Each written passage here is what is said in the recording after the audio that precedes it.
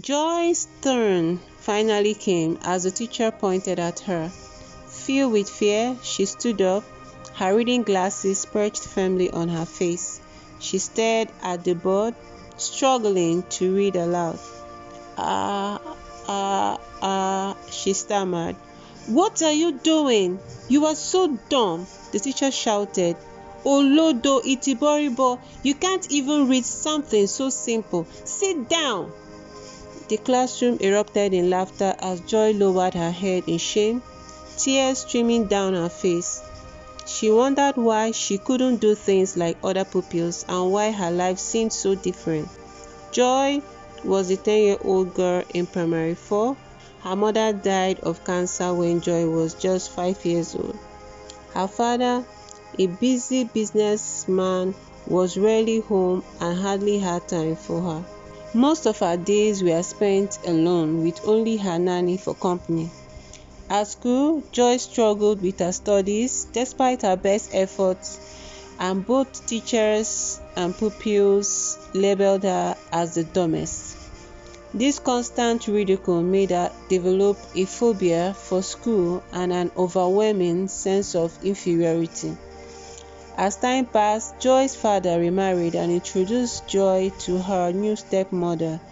With her eyes glued to the floor, Joy greeted the woman, nervously drawing circles on the ground with her foot. Her stepmother looked at her lovingly and made an effort to bond with her.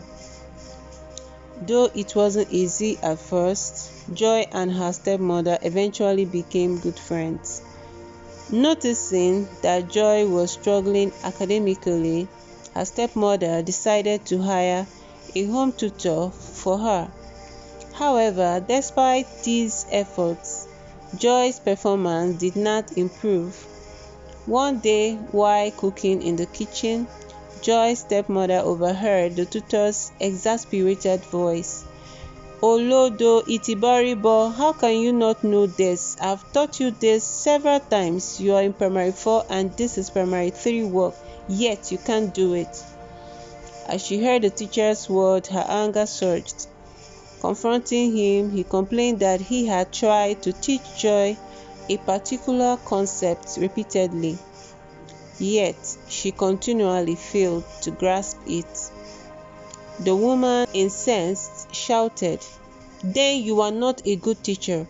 Good teachers do not call their pupils dumb or rain negative words upon them. They identify their students' weaknesses and help to build them up with words of encouragement." With this, she fired the man on the spot and reassured Joy, saying they would get through it together.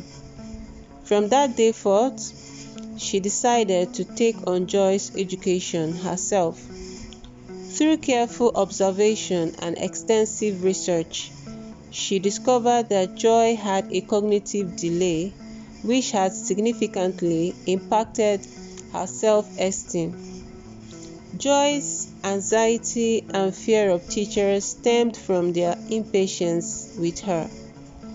She realized that Joy needed more than just academic help. She needed understanding, patience, and love. Determined to make a difference, she decided to step in and help Joy herself, giving her the support and encouragement she so desperately needed.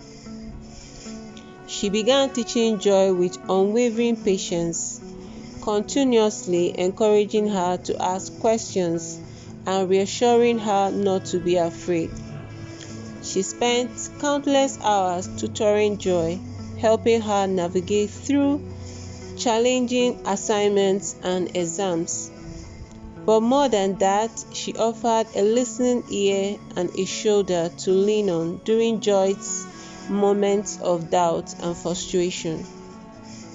As days turned into weeks and weeks turned into months, a transformation began to take place within Joy. She no longer saw herself as a failure, but as someone capable of achieving greatness.